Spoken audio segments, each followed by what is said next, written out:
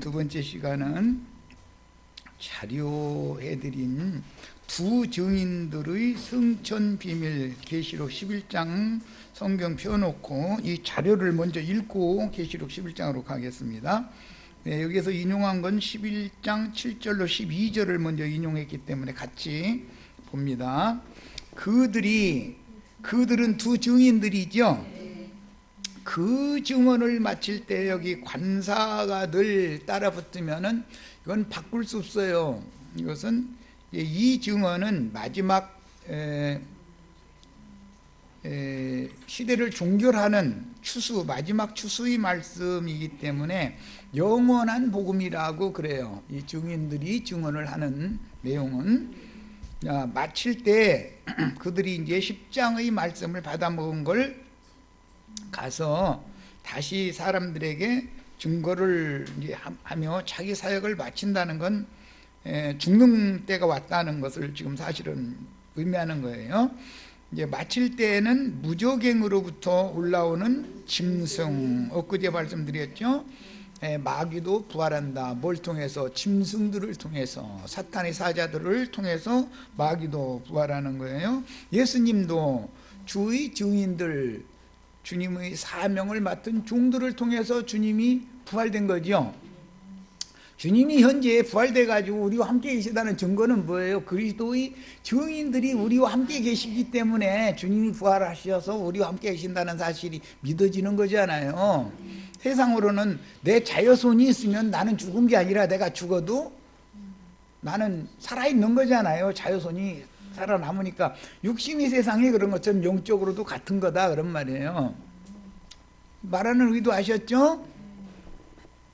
짐승이 무저갱으로부터 올라오는 짐승이 있는데 부활은 그리스도 안에서, 주 안에서 자다가 무덤을 열고 올라와야 되는 거죠. 그런데 이 짐승들은 무저갱에서 올라온다는 거잖아요. 13장에 보면 이 짐승들이 이제 구체적으로 소개가 되죠. 무저갱에서 올라오는 짐승은 바다에서 올라오는 짐승 무리가 있고 땅에서 올라오는 짐승 무리가 있어요. 그들과 더불어 전쟁을 일으켜 그들을 이기고, 무저갱에서 올라온 짐승들이 주님이 보낸 증인들을 오히려 이긴다는 거예요. 이것은 육신적으로 죽이는 권세를 그들이 가지고 있다 그 말이에요. 죽일 터인즉 그들의 시체가 큰 성 길에 있으리니 그랬어요. 여기 큰 성이라고 하는 건 17장 18장에 가면 이제 큰 성 바벨론이다 그러고 큰 음녀다 그러죠. 이것은 아까 두 남자 두 여자 설명을 했었기 때문에 이제 짐승의 몸도 있죠. 우리는 그리스도의 몸을 세우는 사람들이고, 여자라도 우리는 그리스도의 몸에 붙은 여자들이죠.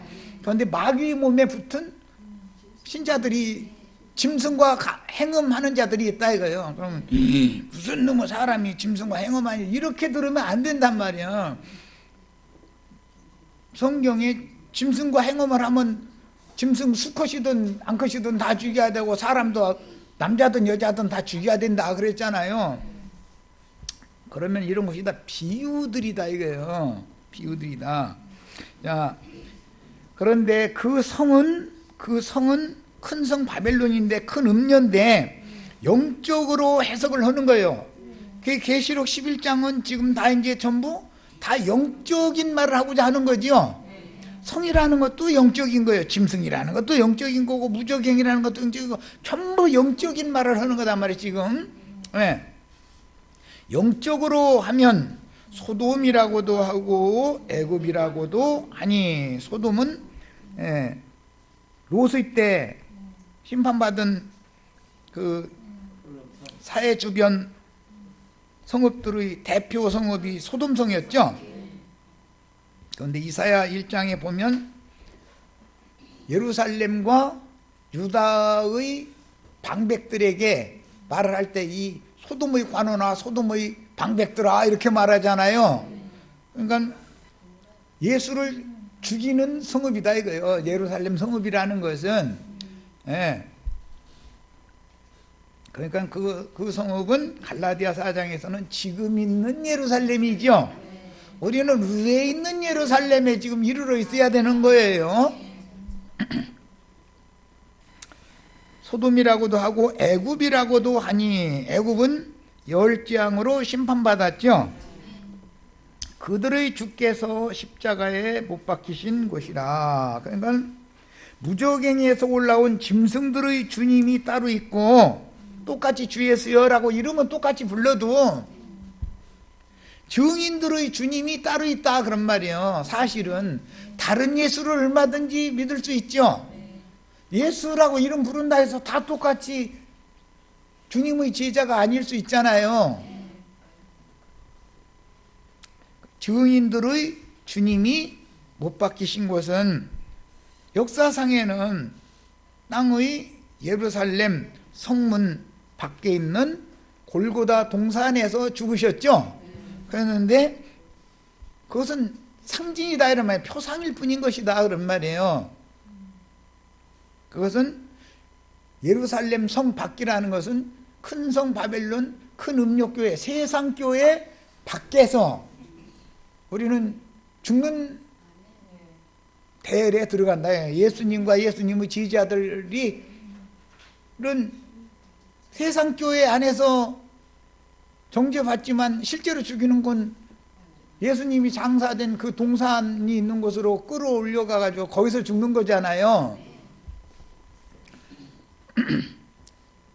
그 다음에 백성들과 족속과 방언과 나라 중에서 사람들이 그 시체를, 두 증인의 시체를 말하는 거예요. 사흘 반 동안을 보며 그랬는데, 이것은 구약 성경에서 보면은 이제 하루를, 예를 들어서 가나안 땅을 정탐한 날수 40일을 40년으로 확대 해석을 하는 말씀이 나오죠. 그럼 여기에서 사흘 반이면 실제로는 3년 반에 대한 표적이 되는 거죠. 사흘 반을 이 자신들이 죽인, 짐승들이 죽인 그 시체를 보았다 그랬는데, 실제로는 증인들이 죽고 나서 부활될 때 그 부활에 참여한 우리 김종숙 자매님이 예를 들어서 짐승의 때 살아남는다면 3년 반 내 동안 무저갱에서 올라온 짐승들에 의해서 박해받을 것에 대한 예표가 되는 거다 그런 말이요. 이해하셨죠? 이것은 마지막 한 일에 7년이라고 하는 것을 전반부 3년 반, 후반부 3년 반을 지금 나누는 경점에 왔기 때문에 그러는 이런 말씀이 나온 거예요. 야, 무덤에 장사하지 못하게 하리로다 그랬어요. 이 사람들은 사흘 반 동안 장사를 못하게 하는 목적은 그 시체를 모욕 주려고 그런 거잖아요. 그런데 하나님 편에서 보면 이것이 예언된 첫째 부활의 때다라는 표적을 삼으려는 것이죠. 이 두 증인들이 무덤에 내려갈 필요도 없이 살아서 그날을 맞았다가 그대로 사흘 반 후에 부활돼서 승천하면 한 시대가 종결된다는 것을 보여주는 표적이 되잖아요. 악한 자들은 예수를 죽이고 예수 무덤을 지키고 자꾸 이런 일을 했었던 것이 그게 하나의 표적이잖아요. 장사하지 못하게 하는 건 악한 자들 입장에서는 주님의 증인들을 모욕 주기 위해서 한 짓이지만, 하나님 편에서 보면 이게 바로 모든 사람들이 보도록 한 시대를 종결하는 때라는 것을 보여주는 표적이 되는 거다 그런 말이에요. 자, 두 선지자가 땅에 사는 자들을 괴롭게 한 거로 그랬는데, 이미 앞에 6장 9절로 11절에 보면 땅에 거하는 자들을 심판하여 우리의 핏값을 갚아주지 아니하시기를 어느 때까지 하려 하시나이까 라고 해서 땅에 사는 자들이 대대로 원수지요. 문자대로 보자면 지구라고 하는 것이 땅이지만, 그리고 창공, 궁창이 하늘이죠. 물리적으로 보자면 그렇잖아요. 물질계에서 보자면.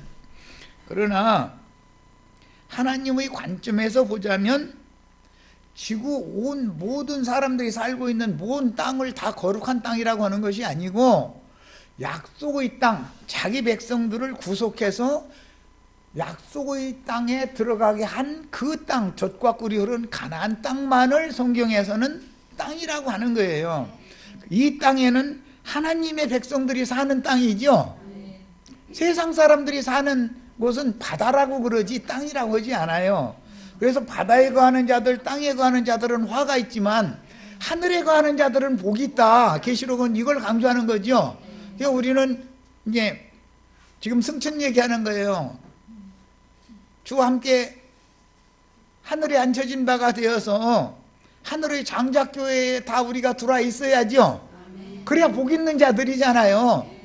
지금 세상 사람들도 있지만 세상 교회라고 하는 것이 있죠. 기독교라는 게 있잖아요.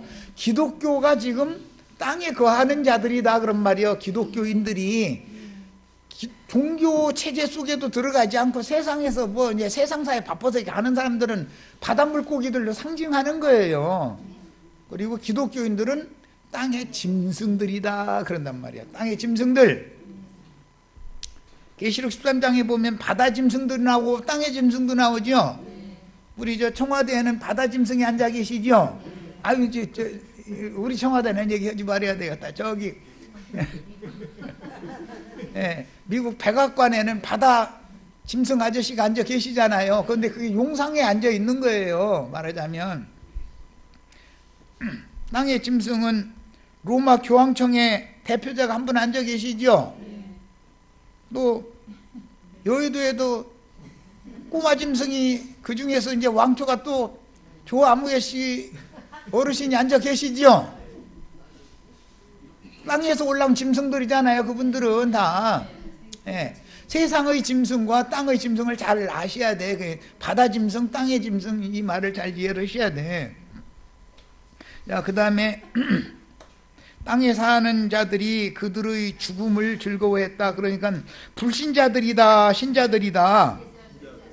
증인들을 대적하고 죽이는 자들은 불신자들이 아니죠. 예수를 죽이고 즐거워하는 자들은 유대교인들이지 로마 사람들이 아니잖아요. 로마 사람들의 힘을 빌려서 죽였을 뿐이지. 이해하셨죠? 3일 반 후에, 여기 이제 계속 3일 반 얘기가 나오는데, 이거는 3년 반에 대한 표상이 되는 것이고, 이건 압축된 3년 반이죠. 성경은 해석할 때 어느 때는 이건 표적이 되기 때문에 그런 거예요. 표적이 되기 때문에 하나님께로부터 생기가 그들 속에 들어가매 그랬는데, 여기에서 나오는 생이라고 하는 이 용어는 조에라고 하는 단어. 지난번에 내가 이제 그 히브리어에서는 하야라는 그 단어인데, 그 영생 할 때 생수, 생명나무 등 할 때 거기 생이라고 하는 용어는, 이것은 영적 생명을 말한다 이거예요.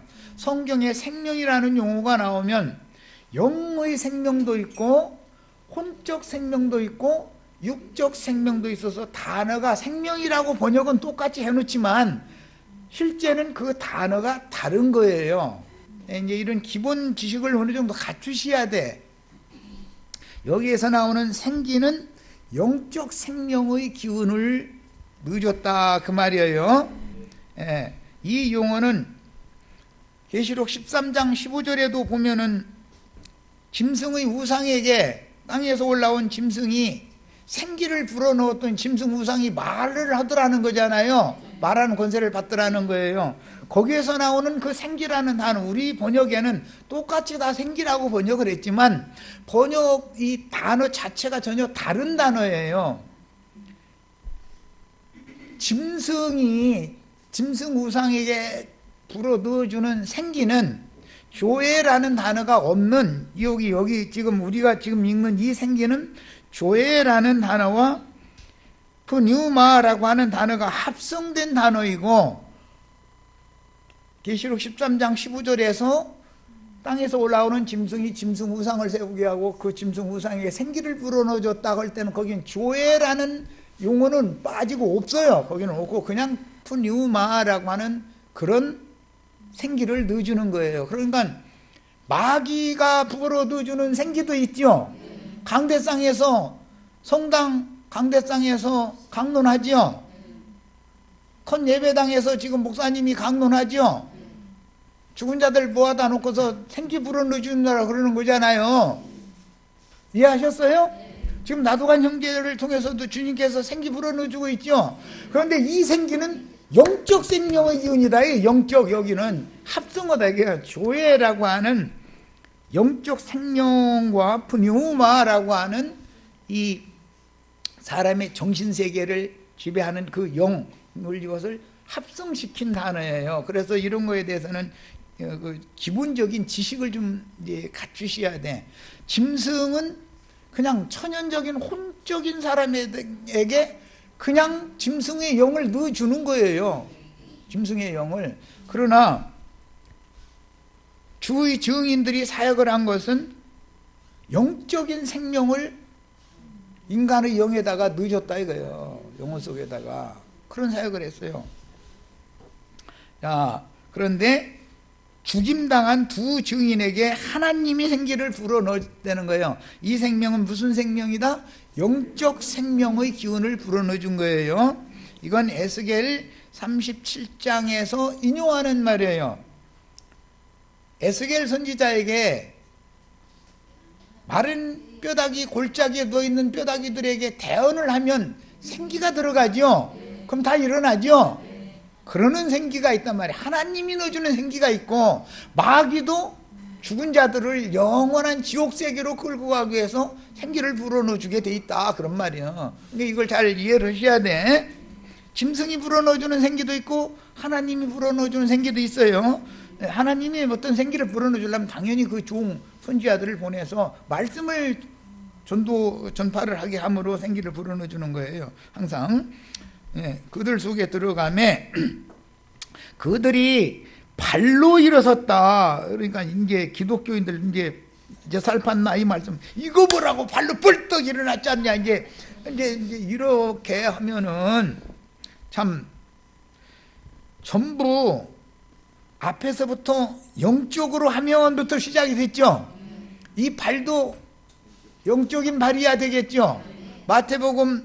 누가복음 24장에서 이미 우리는 말씀 다 나누고 왔어요. 내 손과 발을 보고 만져봐라 그랬죠. 예수님이 제자들에게 부활하신 후에 보여주신 그 발은 너희가 지금까지는 죄악길을 행하기에 빠른 발이었지만 이제 이후로는 복음을 맡은 자로서 아름다운 소식을 전하는, 아름다운 기쁜 소식을 전하는 아름다운 발들이 다 되셔야죠. 오늘 이제 이 말씀 듣고 우리 자매님들, 형제님들 다 발에 힘을 얻어가지고 다 발로 일어서셔야 되겠어요. 두 증인이 발로 일어서는 것은 실제로는 예수님이 발을 보여준 것은 제자들이 앞으로 나가서, 지금까지는 인생을 그렇게 잘못 살았지만 주님의 발을, 손을 보고 만진 그 손과 발을 가진 사람들은 실제는 사도들이 부활하신 예수님의 발이잖아요. 사도들이 어디 가는 것이 예수님이 어디 가시는 거죠. 나도한 형제가 오늘 여기 와서 이렇게 가르치는 것이 예수님이 지금 발걸음이잖아요. 그래가지고 나와 함께 내 영혼도 동행시켜서 하나님의 세계로 데려가는 지금 아름다운 소식을 전하는 발이잖아요. 좋은 기쁜 소식을 전하는. 이렇게 우리 형제 자매님들도 증인들의 발이 내 발이 돼야 된다 그런 말이에요. 이제 예수님의 발이 사도들이 되었던 것처럼, 사도들이 어디 보냄을 받는 것은 육신의 발로 갔지만 사실은 그 예수님의 발걸음인 것이에요. 앞으로 후 3년 반 동안 이 땅에 남은 자들을 위해서 최후 추수를 하고 새 시대를 연결해 주는 사역을 하는 사람들이 보냄을 또 받아야죠. 그럼 그들이 발이 지금 부활한 증인들이 발이다, 지금 그 말이요. 이해하셨죠? 이건 전부 여기서는 시작부터 전부 영적으로 하니까 성이라는 것도 영적인 거 전부 다 영적이야 돼요. 영으로 해석하셔야 돼. 자, 그래서 오늘 우리 형제 자매님들에게도 허탄한 길로 잘못 행하던 발걸음을 멈추고 증인들이 그 인생을 그렇게 마감을 했지만 새로운 인생으로 또 보냄을 받는 그런 발이 되려면 우리들이 이런 말씀을 영으로 영적으로 깨달아 가지고 내가 예수님의 발이 돼야 된다 이 말이에요. 하늘로부터 큰 음성이 있어 이리로 올라오라. 먼저 하늘로부터 큰 음성이 있어 올라오라 하는 이런 얘기는 다음 시간에 이제 많은 이제 자료를 가지고 말씀을 나눌 건데 오늘 우리 형제 자매님들의 심령 속에도 하늘의 음성이 다 일단은 들리셔야 되겠어요.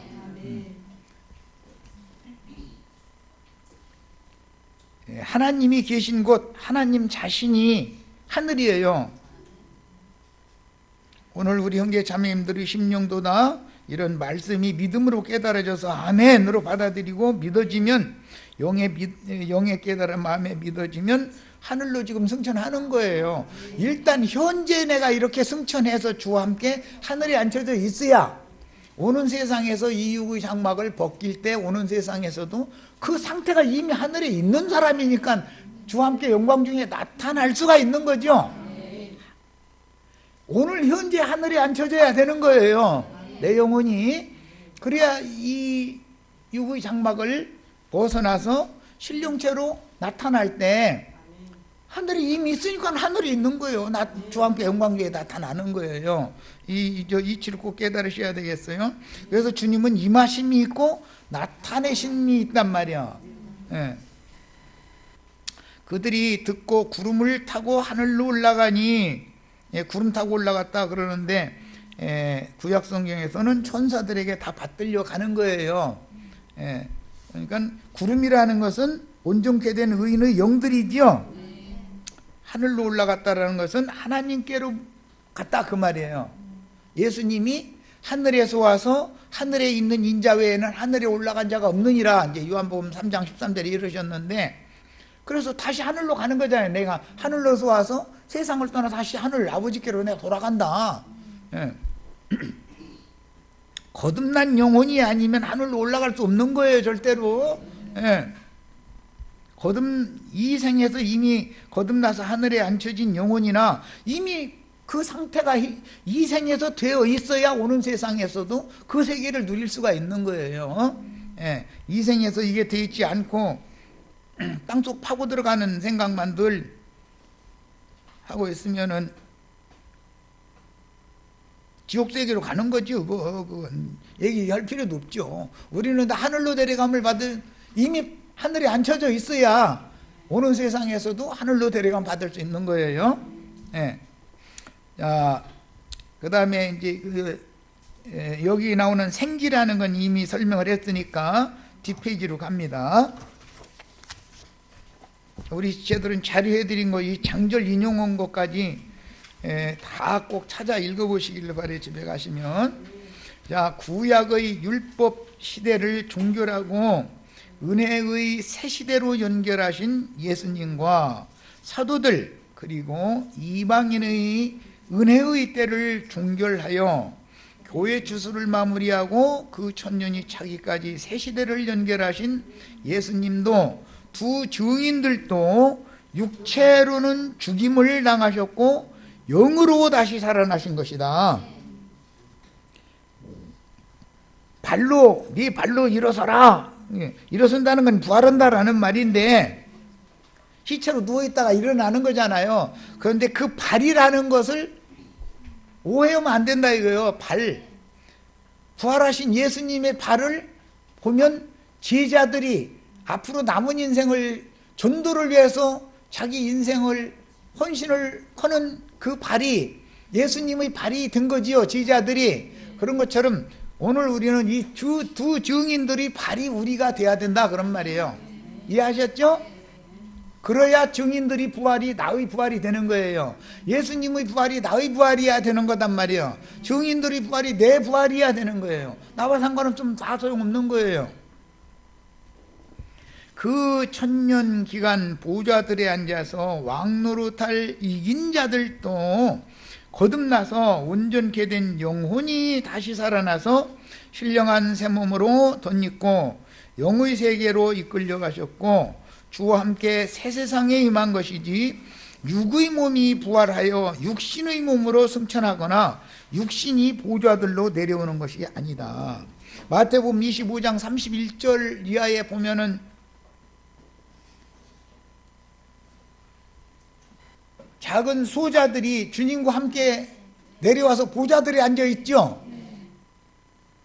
마태복음 25장 31절 이하 이렇게 돼 있잖아요. 작은 소자들이잖아요. 그 작은 소자들이 우리 김정숙 자매님이 되셔야 된다 이 말이에요. 주님과 함께 보좌들에 앉아서 천년 동안 왕노릇을 꼭 하셔야 되겠어요. 이렇게 복을 빌어줘. 나이 그런 복은 별로 필요 없고 나 지금 돈이 좀 필요한데 이런 생각은 이제는 벗어나셔야 돼. 예. 그건 가서 정직한 손으로 열심히 일하면 먹고 살 거 왜 안 주시겠어요? 그걸 하지 말라는 게 아니에요. 그런 문제는 세상적인 것은 표상인 것이고 가장 중요한 것은 우리 영혼이 어떻게 영광의 세계에 상속자가 되느냐라는 것이 제일 중요한 문제인 거다 그런 말이에요. 자, 그러므로 오늘 우리는 주와 합하여 한 영이 되어 영이 살리심을 받고 교회 생활을 통해서 혼의 구원을 이루므로, 혼의 구원을 이루는 것은 사람이 온전케 되는 거예요. 정신이 건전하게 된다 그 말이에요. 영은 거듭나야 되고 사람이 온전해져야 되잖아요. 그런데 거듭났어도 온전케 되는 과정은 시간이 많이 걸리죠. 세상에 사람으로 태어났어도 사람다운 인간으로 서게 만들려면 얼마나 많은 부모님의 수고와 노고와 보살핌과 이게 다 필요하잖아요. 그래서 우리 형제 자매님들은 그냥 영이 아니고 온전케 된 의인의 영들이 다 되셔야 되는 거예요. 그래야만 오는 세상을 상속받아요. 영만 거듭났다고 다 되는 게 아니에요. 이제 그 영의 거듭남만 강조하는 건 구원파라고 그러지 흔히. 근데 그 사람들은 영만 거듭나면 뭐가 다 된 줄 알고 괜히 그러는데 그럼 큰일 나는 거죠. 사람으로 세상에 태어났어도 자라는 과정에서 잘못되면 깡패나되고 뭐 창녀나되고 그러면 안 난 것만 또 못 오잖아요 그거. 어? 사람으로 태어났다고 다 똑같은 사람은 아니잖냐 그 말이요. 예배당에 다니고 예수 믿는다 해가지고 다 똑같은 그리스도인들은 아니잖아요. 그들의 영과 그들의 정신세계가 무엇을 추구하며 어느 수준에까지 이르렀는지는 다 다른 것이죠. 의인의 영인, 온전케 되는 의인의 영인 속사람이 영생할 영의 몸 위로부터 오는 저소인 신부성 영의 몸으로 덧입은 후에 첫 장막인 흙집을 벗고 신령체로 영광의 세계, 영광의 세계는 빛의 세계를 말하는 거예요. 하나님의 얼굴 앞으로라고도 표현을 해요. 이끌려갈 수 있기를 추구해야 합니다. 이것이 정상적인 신앙생활인 거예요. 내 말이 지금은 어렵게 들리지만 그건 너무 당연한 거예요. 사실은 너무나 당연한 거예요. 자, 저주에서 완전히 해방을 받는 것은 히브리서 2장 15절에 또 죽기를 무서워함으로 한평생 메어 종노릇하는 모든 자들을 놓아주려 하심이니. 그런 게 죽기를 무서워해서 일생에 매어서 종노릇하는 데서 해방받는 것이 완전한 시공을 초월하는 완전한 사람이죠. 새 우주를 상속받은 사람이 되는 거예요.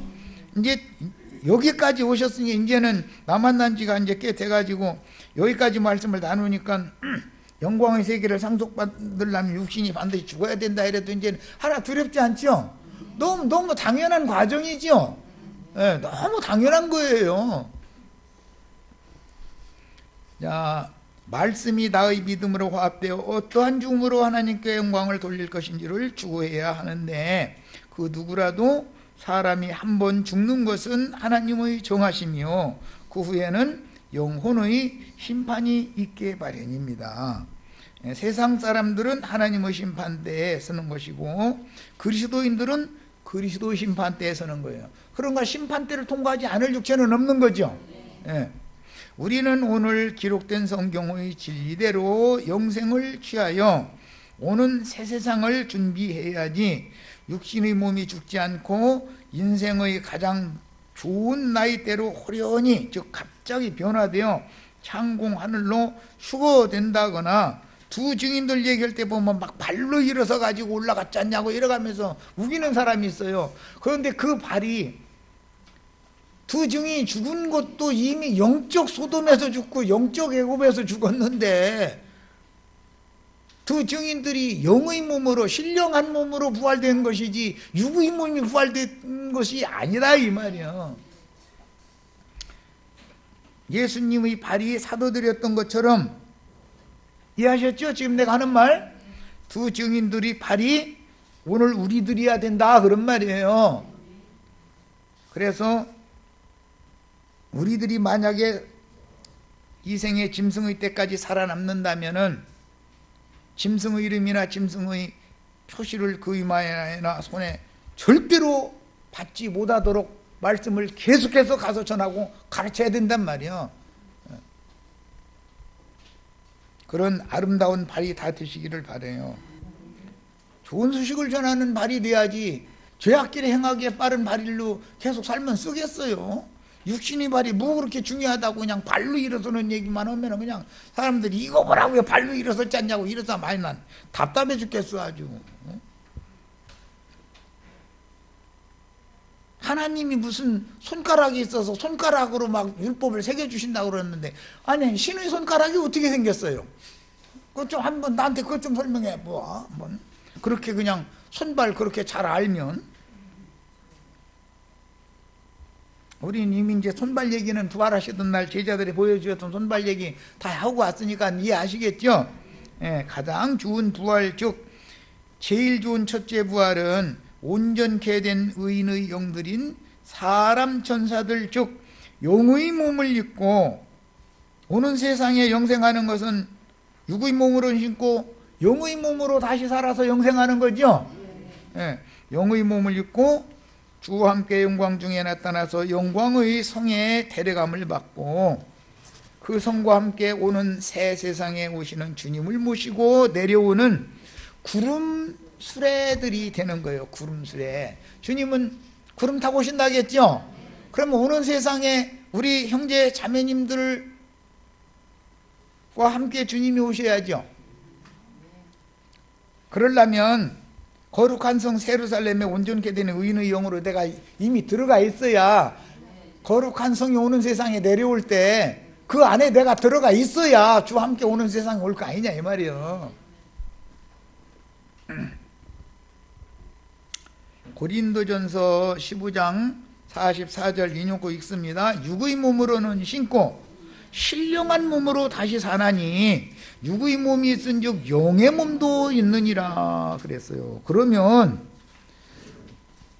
두 증인이 짐승들에 의해서 죽었다가 사흘 반 만에 살아난 얘기니까 영의 몸으로 살아나는 얘기지 어떻게 육신이 살아나겠냐 그 말이요.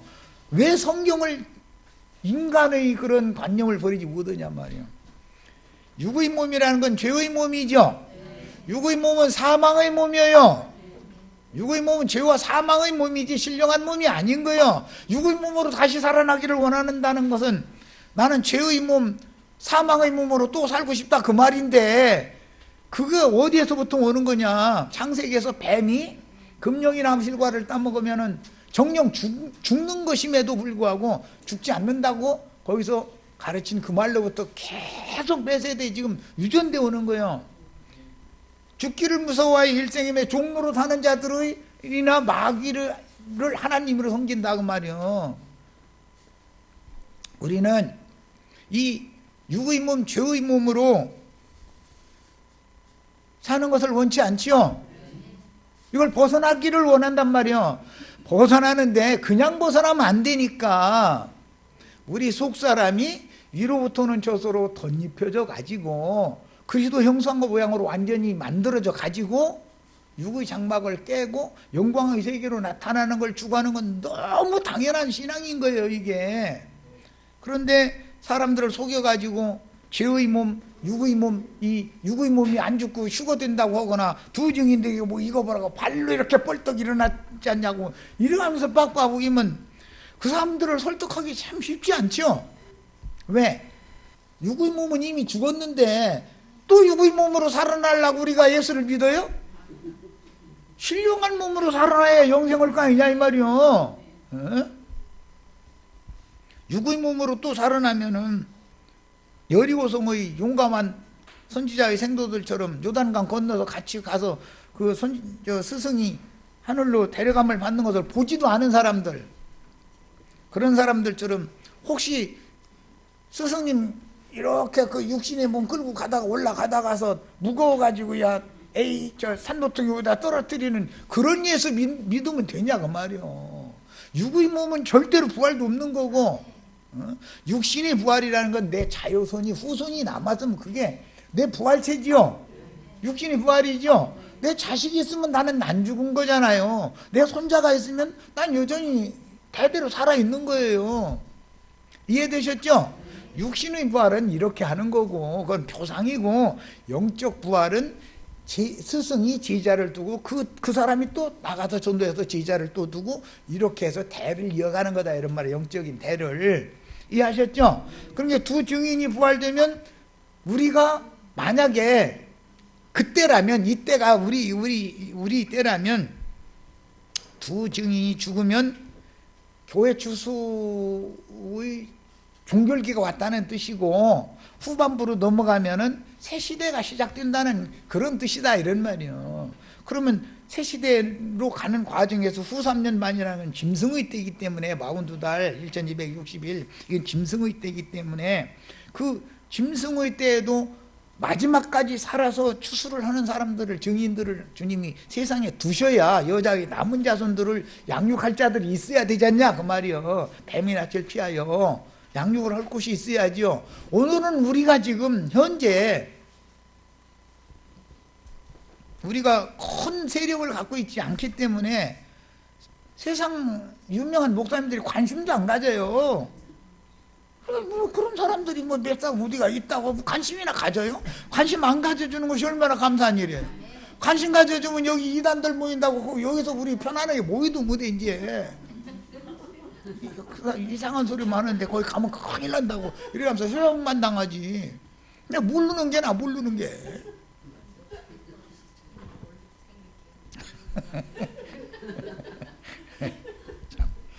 자, 그래서 성경에는 이렇게 분명하게 죄의 몸과 사망의 몸에서 벗어나야 할 것을 기록하고 있지만, 육신에 있는 옛사람의 성격, 그 사람의 정신, 여기에서 해방을 받지 못한 몽학 선생들에게 크게 오해한 인간의 본능적인 교리들이 섞인 혼잡한 초보의도만 반복해서 세뇌를 당한 신자들은 혈과 육의 몸에 대하여 미련을 버리지 못하고 예수를 믿으면 선하고 의로우며 거룩하고 신령한 몸으로 호련히 변화된다고 지금 생각한다 이거예요.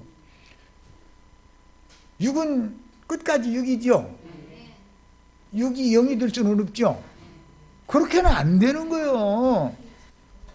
그러면 왜 혈기와 육체의 각색 정욕들이 가득한 죄의 몸, 사망의 몸 속에다가 내 영혼을 이렇게 가둬놔두고서 이놈의 짊어지고 다니면서 예수를 믿게 만들었는가? 그것은 이것이 있어야 시험을 당하죠. 이것이 있어야 정금 같은 믿음으로 나올 수 있죠. 이것이 없으면 천사들처럼 반역할 수 있어. 반역 천사들이 얼마나 자유로우니까 제멋대로 저러고 하는 거 아니야. 혈육의 겉사람은 후패되고 무너져서 흙으로 돌아가기까지 하나님이 나의 거듭나게 한 속사람을 온전케 만드는 도구로 쓰시는 것이다 그런 말이야. 여기는 죄의 몸, 육신의 몸에는 매가 약이죠. 하나님이 사람을 당신 자신의 형상과 모양으로 재창조하려면 매가 좀 하나님이 손이 좀 왔다 갔다 가끔 해야죠. 하나님의 손으로 다 잘 양육받아서 온전케 되는 의인의 영들 속사람이 온전케 다 되셔서 그날의 영광 중에 꼭 나타나시기를 바라요. 그러니까 이거에 대해서는 미련 너무 가지시면 안 돼. 그렇다 해가지고 그러면 여기 병 났는데 나도 또 그 말이 아니고, 그렇게 하라는 말이 아니고, 육이 무슨 육신의 몸이 막 선한 사람 되고 막 옳은 사람 좋은 사람 되고 이런 걸 추구하게 만든 게 종교다 이거예요. 그렇게는 이 혈기라는 것이, 혈기가 영의 기운으로 바꿔집니까? 혈기는 혈기요. 죽는 날까지 저 살과 피 속에 뼈 속에는 아니 세상사 사랑하는 마음이 이 속에 있는 거죠. 그래서 후패돼서 많이 낡아지지 않으면 세상사의 미련을 버리라고 사정이다 소용없는 거예요. 사람 부처님 가운데 토막되는 것처럼 이렇게 가르치는 것이 종교다 이거예요. 이 겉사람이라고 하는 것은 어떠한 경우에도 영원한 세계를 상속받지를 못하는 거예요. 혈육이라고 하는 거는. 이걸 꼭 이해하시기를 바라요. 그렇다고 그러면 혈육의 몸을 입었으니까 막 멋대로 살아도 돼 이러지만, 멋대로 살아도 되는지 안 되는지는 내가 안 가르쳐도 이미 선악을 아는 지식이 다 있죠. 양심이 다 말해주잖아. 근데 뭐 그런 걸 가지고 따져. 그건 말할 필요도 없는 소리지 그거야. 세상적으로 인간다운 인간도 못됐으면서 무슨 하나님의 사람 된다고 떠들어. 그 말이나 되는 소리야? 그런데 세상 교회에서는 사람다운 사람 되라고 계속 강요하죠. 그게 율법 종교 선생들이 가르치는 교수법이다 이거예요. 그건 가르칠 필요도 없이 양심이 다 증거해줘. 알아서 해. 그거는 날마다 도둑질만 해가면서 살면은 되겠어 그거야. 그렇게 가르치면은 예배당에 손님 하나도 안 가. 누가 가겠어요. 다 좋은 사람 되시라고, 선한 옳은 사람 되라고 가르치니까 사람들이 모이는 거죠. 근데 그들이 가르치는 그 사람이 사실은 도둑질 더 많이 하죠. 우리 목사님은 도둑질 안 된다고 이러시면 말이 안 통하니까 다음에 이제 해봐야 되는 얘기고, 도둑놈 본 보이는 것이 목사님이잖아. 그건 예수님이 성전에서 장사하는 장사꾼들 보고 이 절도 막 강도의 구례를 만드는도다. 내 하나님의 집은 만민이다. 기도하는 집이어야 되는 건데 이 말이야. 이 절도 막 강도들이다 그랬어요. 그러니까 알고 보면 성전에서 장사하는 사람들이 누구예요? 요거 두들겨 가지고 지금 장사하고 있는 거죠. 영혼 장사하는 거예요. 영혼 마귀한테 팔아넘겨가면서 품삯받고 거기다 대고. 그런데 돈 내가면서 내 영혼 마귀한테 팔아달라고 그러고 모여서 그날 일을 하면 되냐 이 말이요. 잘 알아들으시네. 정말 참. 아이고 나 너무 답답해 아주.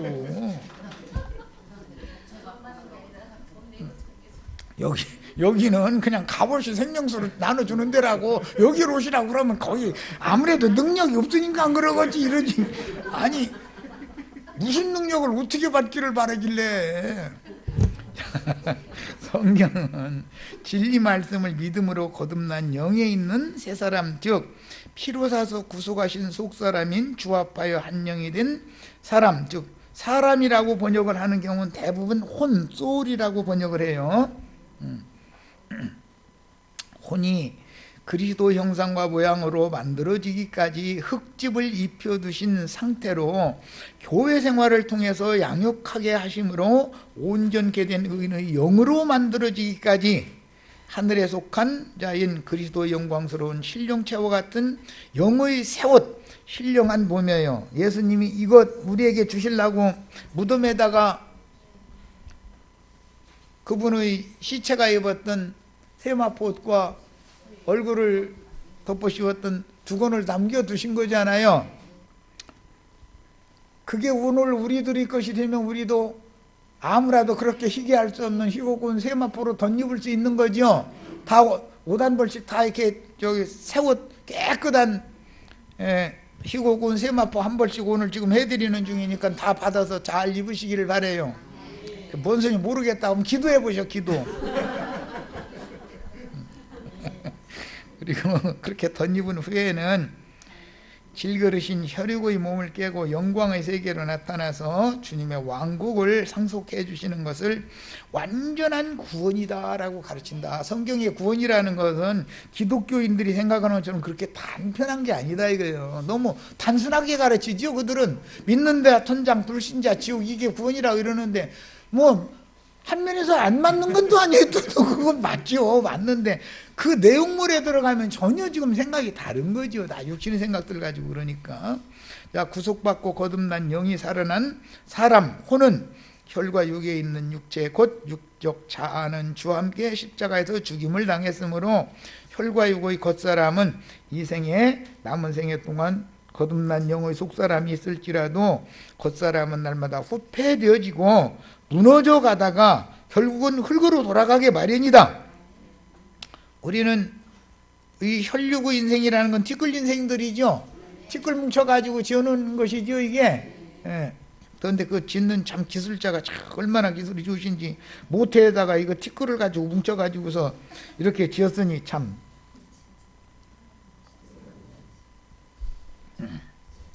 전도서에 보면 많은 물에다가 씨를 던지면 먼 훗날 그것을 열매로 이제 거둔다 그랬는데 그것은 상징이죠. 모태는 다 물속이죠.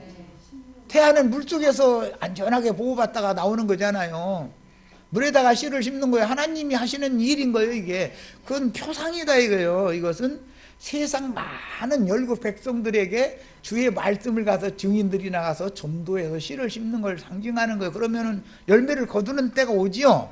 잉태되면 뭐 거두는 해산하는 때는 오는 거니까 다 상징이요. 그리고 오늘 우리 형제 자매님들도 이런 진리의 씨 말씀을 받아가지고 나아가서 많은 물에 가서 씨를 잘 심는 그런 하나님의 사자들로 다 쓰임을 받으시기를 바랍니다. 여기까지서 마칩니다.